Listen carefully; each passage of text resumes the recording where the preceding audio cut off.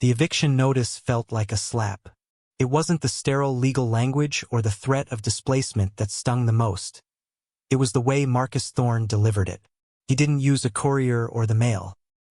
He came himself, his polished Italian shoes scuffing the cracked concrete of Clara's walkway as if the very ground offended him. He stood on her porch, a monument to tailored suits and predatory ambition, and held the paper out not as a document, but as a verdict. Her neighbors, watering their impossibly green lawns or trimming their immaculate hedges, fell silent. Their sprinklers hissed, their shears paused mid-snip. They became a gallery of quiet judgment, their faces a mixture of pity and a palpable relief that it was Clara's door, not theirs. Her son, Leo, all of 8 years old, stood just behind her, his small hand gripping the back of her worn jeans. He didn't understand the words, but he understood the tone, the cold, dismissive cadence of a man who held their world in his manicured fist. Thorne's voice was a low, confident purr, designed to carry just far enough. Final offer, Clara. 15% below market value. You're dragging down the whole block. Take the deal, or the sheriff will be here in 30 days to help you pack. He smiled. A sliver of white teeth that didn't reach his eyes. It was a performer's smile, meant for the audience of peering neighbors. He was making an example of her. The single mother, the widow, the one house on the block with peeling paint and a fence that sagged like a tired sigh. She was the weak link, and he was a man who reveled in breaking chains. Clara's voice, when it came, was barely a whisper, but it was steady. This was my husband's home, Mr. Thorne. This is my son's home. It's not for sale. Thorne's smile vanished, replaced by an exasperated sneer. He let the notice flutter from his fingers, a white surrender flag she refused to wave. It landed at her feet. Suit yourself, he said, turning his back on her, a gesture of ultimate dismissal. He walked back to his gleaming black sedan, the silence of the street broken only by the expensive crunch of his shoes on the pavement. The neighbors slowly resumed their tasks, the spell broken. But the quiet that followed was different. It was heavier, thick with unspoken thoughts. Clara looked down at the paper, then at the faces of her neighbors, who refused to meet her gaze. They saw a woman defeated, a problem they wished would just disappear. In that moment, she had never felt more alone. The silent, manicured street a hostile island, and her small, weary house the only raft in a sea of indifference. She felt Leo's grip tighten. She placed her hand over his, a silent promise that she would not let them sink. The pressure didn't relent. It coiled, a serpent squeezing the last breath of hope from her. Marcus Thorne was not a man who took no for an answer. He was a creature of leverage and attrition. The day after his public performance, a surveyor's truck appeared, its crew driving stakes with bright orange ribbons into the edges of her lawn, marking lines that felt like incisions into living flesh. They measured and called out numbers, their voices clinical and loud, a constant reminder of her property's finite, consumable nature. Thorne's campaign was one of 1,000 cuts. A lawyer's letter arrived, citing a previously unknown zoning ordinance violation. Her sagging fence was apparently a public nuisance, a danger to the community. The irony was a bitter pill. The fence had sagged for a year, but only now, when her land was coveted, did it become a legal threat. Then came the whispers, carried on the breeze over freshly cut grass. Thorne had been seen having coffee with Mr. Henderson from 2 doors down, a handshake sealing a deal. The Millers, across the street, suddenly had a brand new SUV in their driveway and a sold sign hammered into their lawn. Thorne wasn't just buying property. He was buying the community, dismantling it piece by piece, leaving Clara increasingly isolated. He saw her not as a person, a widow raising her son, but as a stubborn stain on his blueprint of luxury townhouses. He made this clear during a phone call, his voice dripping with condescension. Clara, let's be realistic. You're a single mother working at a diner. You can't afford the upkeep, let alone a legal battle with my firm. I'm offering you a way out, a chance to start over somewhere, more appropriate for your circumstances. The implication was clear. You don't belong here. Your struggle, your life, your home, they are an inconvenience to my progress. Each word was a calculated blow designed to strip away her dignity, to make her feel small and powerless. Her worth, in his eyes, was a number on a spreadsheet, and it was deeply in the red. The community's silence was its own form of pressure.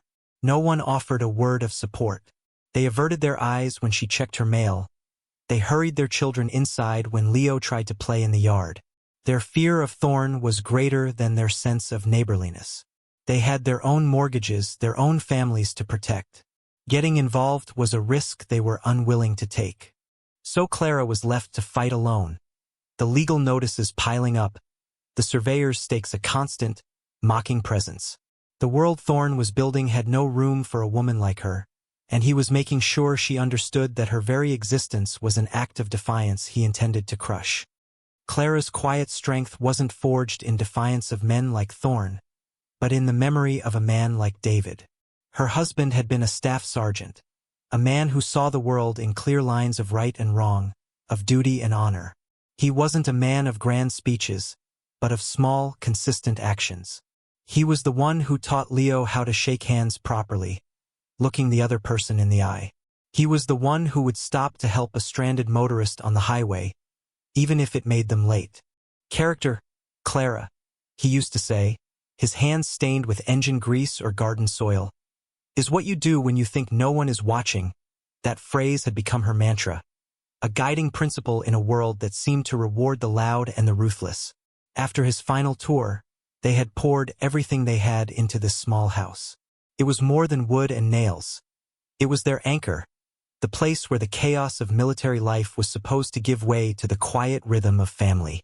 David had planted the oak tree in the front yard the day Leo was born, its small branches reaching for the sun, a symbol of the roots they were putting down.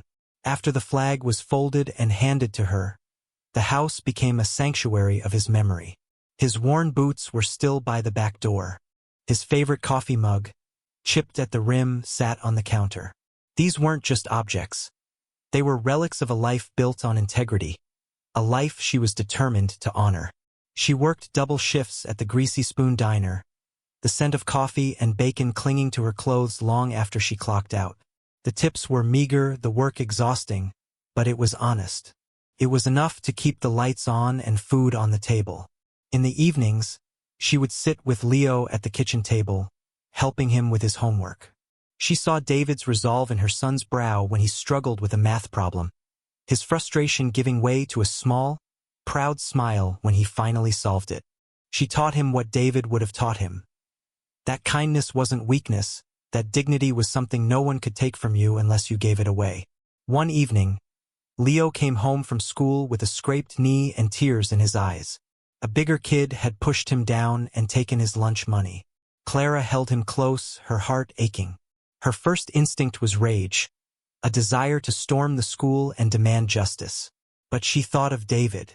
What would he do? After cleaning the wound, she looked Leo in the eye. "Tomorrow," she said softly, "you're going to take your allowance, and you're going to buy that boy a carton of milk. You're going to tell him you hope he has a better day."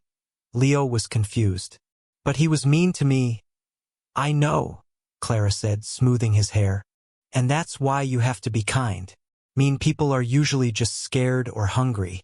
You don't have to fight them. You just have to show them there's a better way."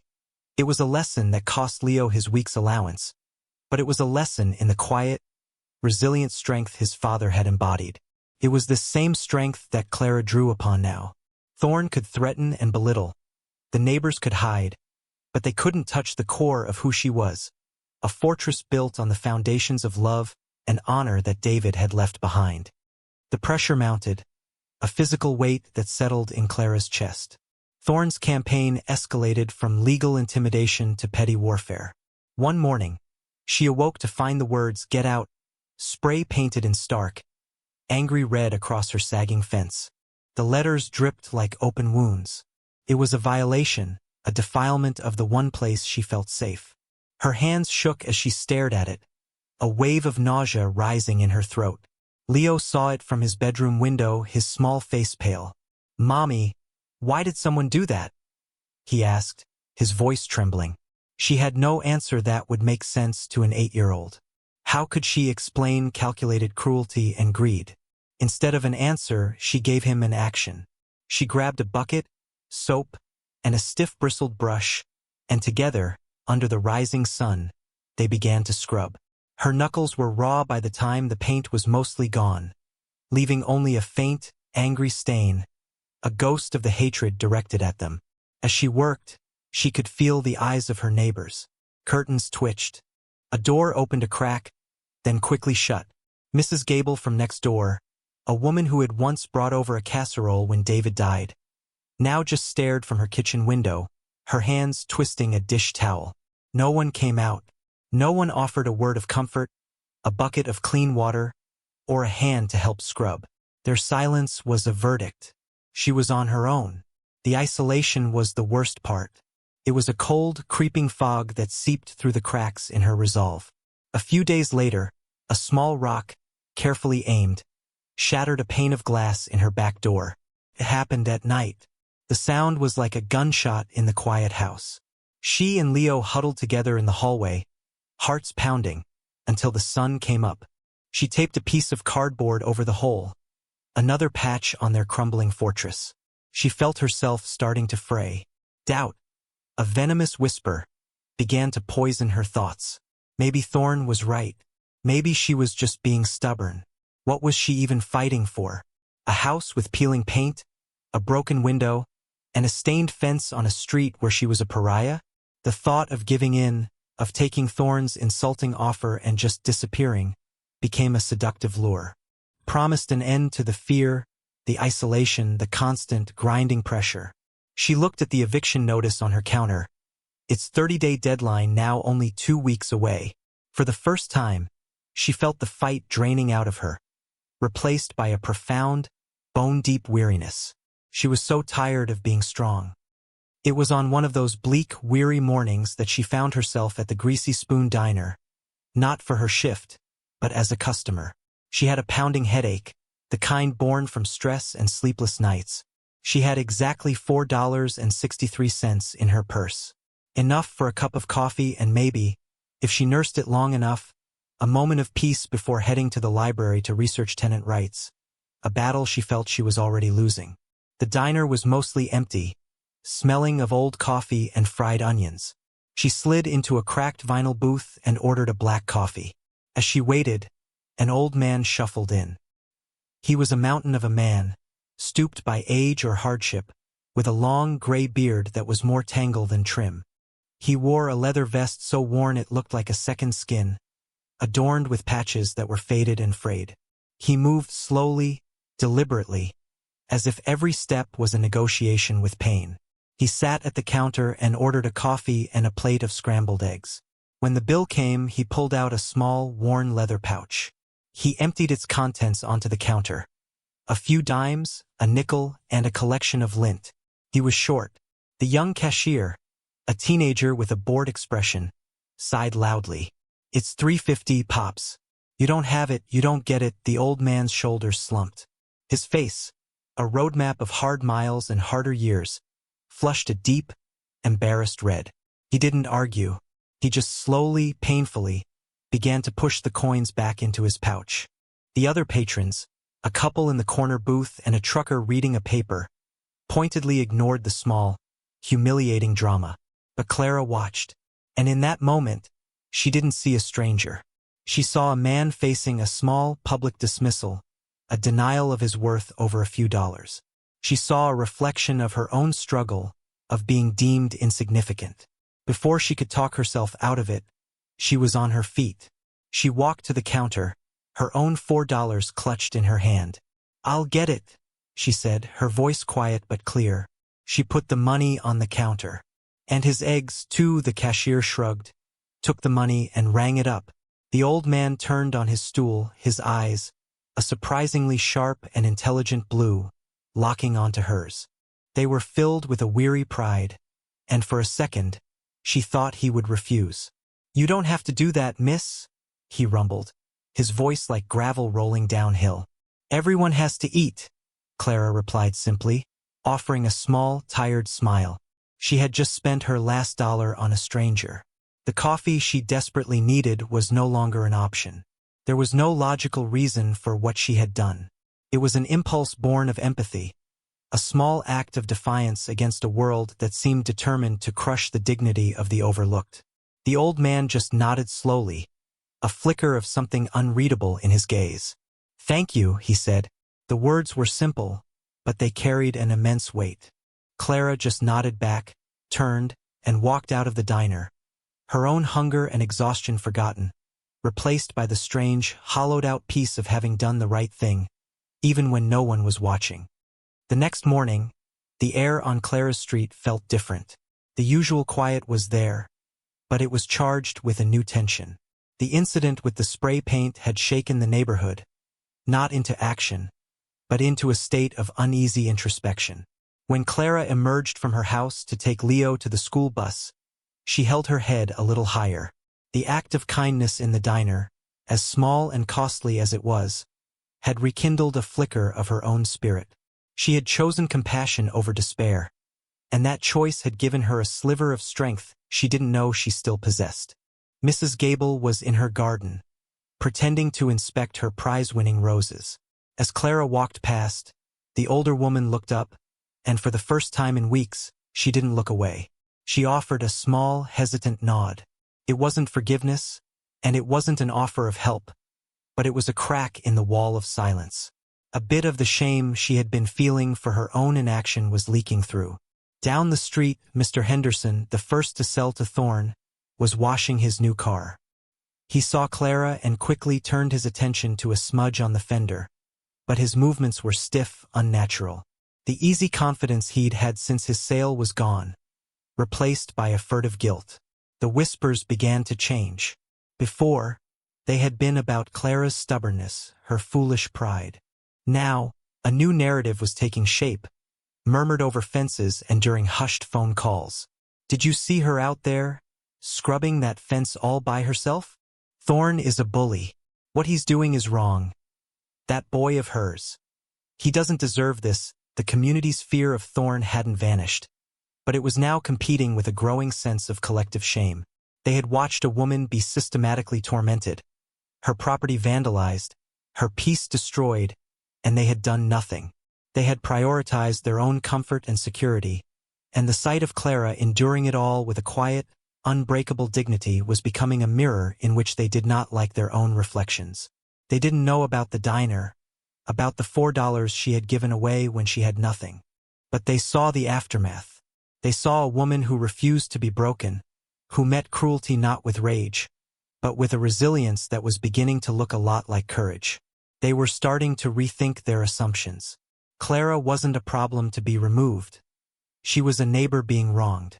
The shift was subtle, almost imperceptible, like the turning of a tide far out at sea. But the water was moving. The foundation of their silence was beginning to erode, one guilty conscience at a time. It started as a low, distant rumble, a vibration felt more in the chest than heard with the ears. It was a sound that didn't belong in the tranquil, suburban morning. Clara, standing on her porch after waving Leo off on the school bus, frowned and scanned the empty street. The rumble grew steadily, deepening into a guttural roar that seemed to make the very air tremble. It was the sound of thunder on a clear day. Then the first one appeared. A single motorcycle, big and black and gleaming with chrome, rounded the corner onto her street. It was followed by two more, then a dozen. Within a minute, the street was filled with them. They poured in like a river of steel and leather, an endless procession of engines and polished metal. They were not just bikers. Their vests bore the unmistakable, fearsome insignia of the Hells Angels. They moved with a disciplined, almost military precision. They didn't park haphazardly. They formed two perfect lines, one on each side of the street, creating a corridor that led directly to Clara's small house. The sound was deafening, a symphony of raw power that vibrated through the windows of the silent homes. The engines cut out, one by one, in a staggered, rolling thunder that finally settled into an imposing, profound silence. The street, which moments before had been a cacophony, was now utterly still. 200 of them, They sat astride their machines, a silent, intimidating army. They were huge men, bearded and tattooed, their faces weathered and unreadable. They faced forward, their collective gaze fixed on Clara's sagging fence and peeling paint. The neighborhood was frozen. Faces appeared in windows, slack-jawed with a mixture of terror and awe. This was not a protest. It was an occupation. Marcus Thorne, who had just pulled up in his sedan at the end of the block to survey the Henderson property, stopped his car dead in the middle of the road. His smug expression dissolved into one of pure, unadulterated shock. This was a force his money could not buy and his lawyers could not threaten. At the head of the formation, a single biker dismounted. It was the old man from the diner. He moved with the same pained slowness, but now, surrounded by his brotherhood, his presence was transformed. He wasn't a charity case. He was a king surveying his domain. He walked toward Clara's porch, the crowd of bikers parting for him like the Red Sea. He stopped at the bottom of her steps, his sharp blue eyes finding hers. Clara stood motionless, her heart pounding against her ribs, a wild mix of fear and utter confusion washing over her. The entire world, it seemed, had stopped to watch. The old biker removed his sunglasses, his blue eyes holding Clara's with an intensity that seemed to block out the rest of the world. The silence on the street was so complete that the chirping of a sparrow in the oak tree sounded like a shout. He took a slow breath, his voice, when he spoke, a low rumble that carried with an authority that needed no volume. "Ma'am," he began, his tone formal and deeply respectful. "My name is John. Most folks call me Preacher." He gestured with a sweep of his arm to the silent army behind him. "This is my family. Yesterday morning, I was having a bad day, a real bad day. Been on the road for a week, visiting a brother in the hospital. I was tired, I was broke, and I was feeling like the world had pretty much forgotten men like me existed." He paused, his gaze unwavering. "A man in my position gets used to being looked through. People see the vest, the beard, and they make up their minds. They see a threat, or a ghost, or just nothing at all." He looked down at his worn boots for a moment, then back up at her. "But you didn't. You saw a man who was hungry. You didn't have much. I saw your hands. I know calluses from hard work when I see them. I saw your face. I know what worry looks like. You probably had less than I did in that moment, but you didn't hesitate." He took a step closer. "Our club, we live by a code. It's not written in any law book. It's about honor. It's about respect. And it's about paying back what's given. Loyalty is our currency, and a debt of kindness is the most sacred debt of all." He turned his head slightly, his voice now rising to address the entire street. Every open window and cracked open door, and Marcus Thorne, who stood frozen by his car. "This woman," Preacher declared, his voice booming with conviction, "showed more honor with $4 than some men show in a lifetime of accumulating wealth. She gave when she had nothing. She offered dignity to a stranger. In our world, that makes her family. And we take care of our family." He turned back to Clara. "We heard you were having some trouble with a developer. A man who thinks respect can be bought and sold, and that a person's home is just a number on a deed." His eyes narrowed, finding Thorne at the end of the block. "We're here to let him know that this house, this property, is now under our protection. Any correspondence, any complaints, any business at all regarding this home now goes through us." The truth of the situation settled over the neighborhood like a physical weight. This wasn't an invasion. It was a rescue. The intimidating force of the Hells Angels wasn't a threat. It was a shield, forged in a diner by a simple, selfless act of kindness. The bikers began to dismount, not with menace, but with a quiet, focused purpose. What happened next was not a display of intimidation, but a whirlwind of constructive grace. Preacher gave a series of quiet commands, and the men moved with the efficiency of a seasoned work crew. The gifts they brought were not in boxes wrapped with bows. They were piled in the beds of several large pickup trucks that had followed the motorcycle procession. They unloaded stacks of fresh lumber, boxes of nails, cans of paint, brand new window panes, and rolls of thick green sod. A group of bikers, their leather vests a stark contrast to the tool belts they strapped on, descended on the sagging, spray paint-stained fence. The sounds of hammers and saws filled the air, a rhythmic, powerful percussion of restoration. They didn't just patch the old fence. They tore it down, dug new post holes, and began constructing a new one, straight and strong. Another crew moved to the back of the house, carefully removing the cardboard and shattered glass from the door, replacing it with a new, sturdy pane. A biker with the word Sparky tattooed on his forearm, a master electrician, noticed a frayed wire leading to the porch light and immediately set about fixing it, his massive hands surprisingly nimble. The gifts were for Leo, too. One of the bikers, a giant of a man with a gentle smile, wheeled a gleaming new bicycle onto the lawn, its handlebars adorned with red streamers. He was followed by another, who presented a small, brand-new leather vest, an exact replica of their own but with a single patch on the back, a custom-made emblem of an oak tree, a nod to the one in the yard. The community watched, mesmerized. The fear they had felt at the bikers' arrival was slowly being replaced by a profound sense of awe. This was not chaos. It was creation. Marcus Thorne, seeing his powerlessness, finally got back in his car, his face a mask of disbelief and impotent rage. He sped away, his tires squealing in defiance, a sound that was immediately swallowed by the confident blows of the hammers. That was the moment the spell broke for the neighbors. Mrs. Gable was the first. She emerged from her house carrying a large tray with a coffee urn and a stack of paper cups. She walked hesitantly toward the bikers, her fear still visible. She stopped in front of Preacher. I just thought you might be thirsty," she stammered. Preacher looked at her, then gave a slow, appreciative nod. "Thank you, ma'am. That's mighty kind of you." That single act of acceptance was a dam breaking. Soon, other neighbors emerged. Mr. Henderson brought a case of bottled water. The Millers appeared with sandwiches. People brought out their own tools, offering to help hold a board or run an extension cord. The invisible walls that had isolated Clara crumbled. The street was no longer a collection of separate houses, but a community united in a single, remarkable purpose. The bikers accepted the help with quiet nods, integrating the neighbors into their work. The air filled not just with the sounds of construction, but with conversation and even laughter. Clara stood on her porch, tears streaming down her face, watching as her home and her community were being rebuilt, all because of a cup of coffee. As the afternoon sun began its slow descent, casting long shadows across the transformed street, a new kind of quiet settled in.